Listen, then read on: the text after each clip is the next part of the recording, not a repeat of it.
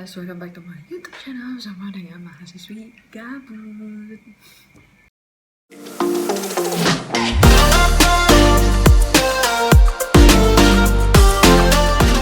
Upload video ini kemungkinan besar sudah 1 minggu lebih setelah pengumuman SBMPTN. Nah, untuk itu gue ingin mengucapkan selamat kepada teman-teman yang keterima SBMPTN. Tenang aja, buat teman-teman yang belum keterima, Belanda masih jauh teman-teman. Jangan pantang menyerah, terus maju, belajar terus, dan yang pasti tetap yakin pada diri kalian sendiri.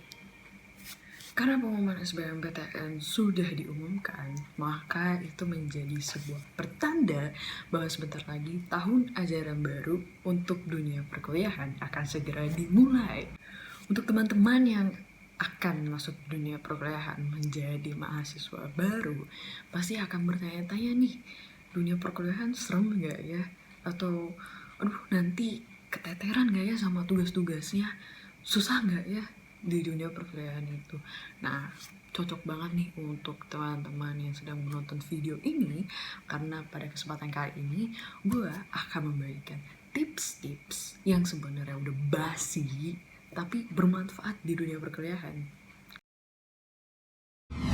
Tips basi yang pertama yang sudah sering sekali teman-teman dengar yaitu make a to-do list. Kenapa sih make a to-do list itu penting? Make a to-do list itu bisa membantu teman-teman untuk lebih terorganisir dalam membagi-bagi waktu dan tugas-tugas. Kalau di kampus gue sendiri, tugas dari masing-masing mata kuliah itu sudah dibagikan pada minggu kedua dari tahun ajaran baru.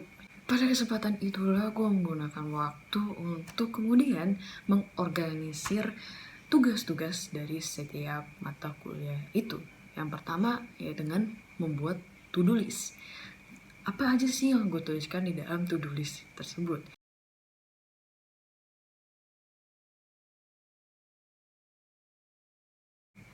Dari to-do list yang sudah teman-teman buat ini, yang terpenting itu adalah deadline dari tugas masing-masing mata kuliah itu. Karena dari deadline itulah teman-teman bisa kemudian menentukan mana tugas yang harus dikerjakan terlebih dahulu.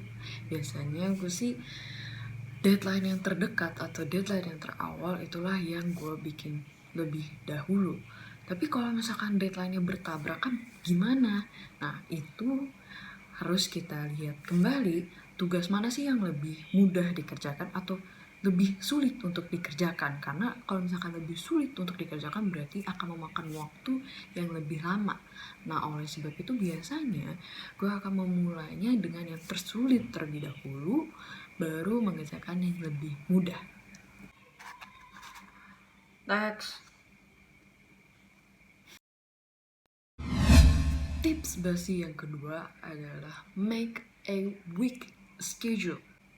Setelah membuat to-do list, teman-teman jadi tahu tuh tugas-tugas apa saja sih yang deadline-nya paling dekat dan paling urgent untuk segera dikerjakan. Setelah teman-teman membuat to-do list itu, teman-teman bisa nih membuat week schedule. Kenapa buat week schedule? Nah, week schedule ini membantu teman-teman untuk semakin terorganisir atau lebih terstruktur lagi dalam mengerjakan tugas-tugas dari mata kuliah yang ada. Contohnya, ini yang gue lakukan ya. Contohnya ini hari Senin jam 12 sampai jam 1 gue akan mengerjakan tugas untuk mata kuliah A. Kemudian untuk hari Selasa, gue akan mengerjakan tugas untuk mata kuliah B dan C. Untuk masing-masing tugas ini gue kerjakan dalam rentang waktu 1 jam. Dan begitu seterusnya sampai misalkan sampai hari Sabtu teman-teman mau mengerjakan tugasnya, nyicil tugasnya. It's okay, atau misalkan sampai hari Minggu. Intinya teman-teman membuat lagi jadwal dalam 1 minggu itu teman-teman mau kerjain tugas apa saja. Dengan begitu teman-teman bisa lebih terstruktur atau lebih terorganisir dalam mengatur tugas-tugas teman-teman. Next. Tips yang ketiga dan yang terakhir, yang sebenarnya tidak kalah basi, tapi bermanfaat dan sangat penting di masa online learning sekarang ini, yaitu tips untuk menghadapi tugas kelompok untuk online learning. Di semester 2 kali ini gue mendapatkan tugas kelompok yang banyak banget. Dari 9 mata kuliah, 6 di antara mata kuliah itu gue harus melaksanakan tugas kelompok, yang mana benar-benar keteteran banget ya, karena setiap mata kuliah itu punya deadline yang bukan bertabrakan, tapi di minggu yang sama dengan mata kuliah yang lain. Misalkan mata kuliah yang A, deadline-nya tuh hari Senin. Nah, yang B itu hari Selasanya. Nah, itu cukup beban.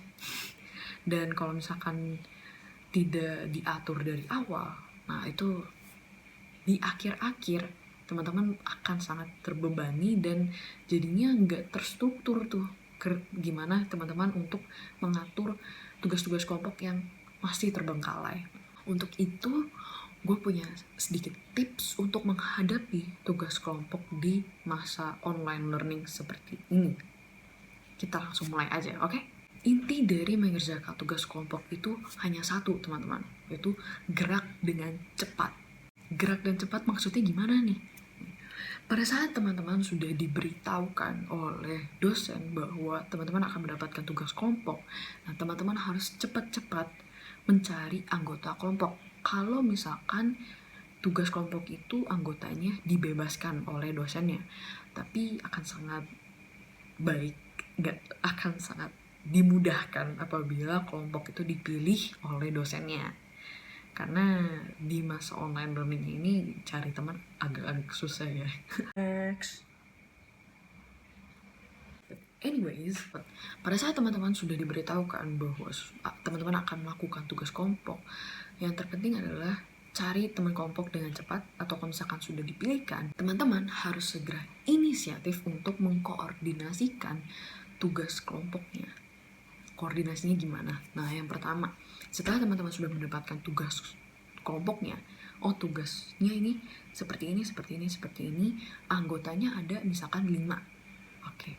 Setelah itu, teman-teman harus pelajari dulu tugasnya seperti apa sih, dan kemudian koordinasikan kepada teman-teman, kita punya tugas kelompok nih. Nah, tugas kelompoknya kayak gini.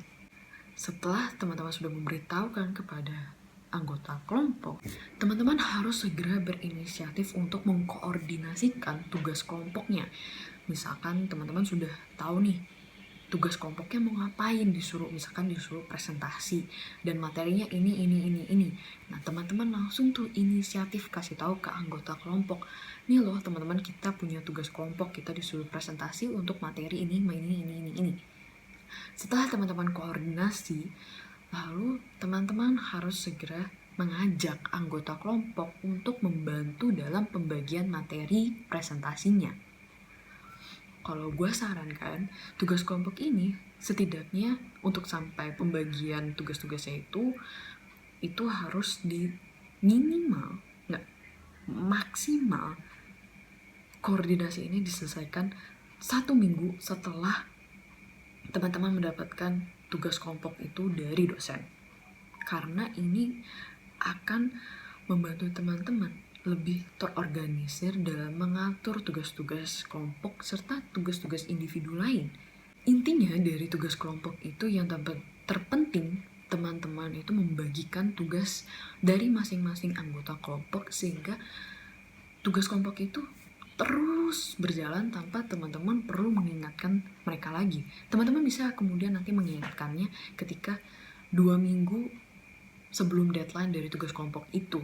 Teman-teman bisa kemudian tanya, apakah ada kesulitan atau ada yang belum selesai. Nah, itu bisa teman-teman koordinasikan di akhir atau mendekati deadline dari tugas kelompok. Oke guys, video kali ini sampai di situ saja. Itulah 3 tips yang bisa gue berikan kepada teman-teman yang akan masuk ke dunia perkuliahan atau teman-teman yang sedang kuliah. Nah, bisa kok kalian terapkan juga. Tidak ada kata terlambat untuk memulai. Anyways, jangan lupa like, subscribe, komen di bawah. Jangan lupa, pastinya akan gue baca. Dan kalau ini bermanfaat, jangan lupa untuk bagikan, share ke teman-teman yang lain. Lalu untuk teman-teman yang sudah subscribe, jangan lupa nyalakan loncengnya untuk mendapatkan notifikasi untuk video gue berikutnya. Anyways, dadah. Thank you all for listening and see you in the next video. Bye.